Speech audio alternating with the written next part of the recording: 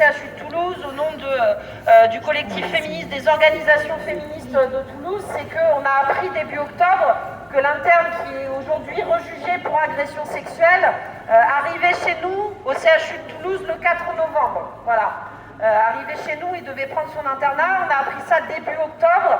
S'en est suivi immédiatement une forte mobilisation en interne de l'hôpital, avec un dépôt de préavis de grève, avec des menaces de droit de retrait. On a appris quelques jours après que son premier stage, il devait l'effectuer à Carcassonne. Il s'est passé exactement la même chose à Carcassonne. Donc ça, je pense qu'on peut tous et toutes s'en féliciter parce que ce qu'ont fait les collègues, c'est de refuser ce silence, refuser cette impunité qui n'a que trop duré. Et une mobilisation qui a été aussi forte avec un rassemblement de plusieurs centaines de personnes devant le palais de justice de Toulouse le 19 octobre.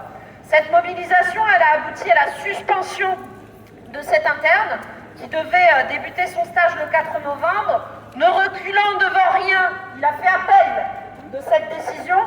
L'audience s'est tenue le 21 novembre, mais la suspension a été maintenue avec une décision le 27 novembre. Il faut savoir pour celles et ceux qui vont assister à l'audience aujourd'hui que les propos qui ont été tenus par l'avocat de cet interne, et j'assume de le dire ici, lors de l'audience du 21 novembre ont été particulièrement odieux. On nous a expliqué qu'une agression sexuelle contre sa compagne, ça n'était pas une agression sexuelle.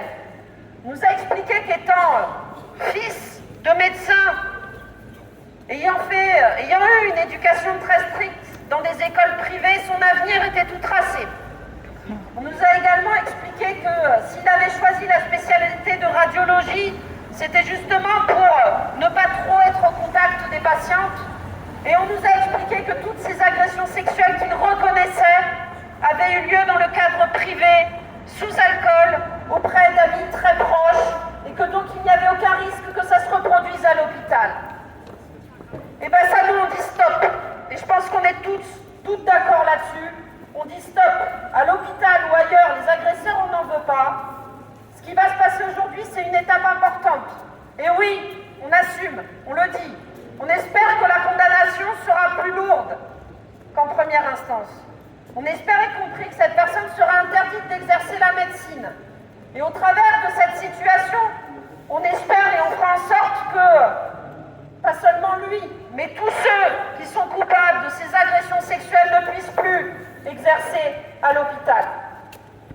Donc l'audience, elle est importante aujourd'hui, mais quel qu'en soit le résultat, on ne s'arrêtera pas là. Et un dernier mot, merci à vous pour votre réactivité, d'avoir organisé ce rassemblement aujourd'hui, parce qu'en vérité, cette mobilisation traverse la France. Voilà, il y a eu à Limoges, à Tours, à Toulouse, aujourd'hui ici à Orléans, et un grand merci. Bravo. Bravo. Et une carrière.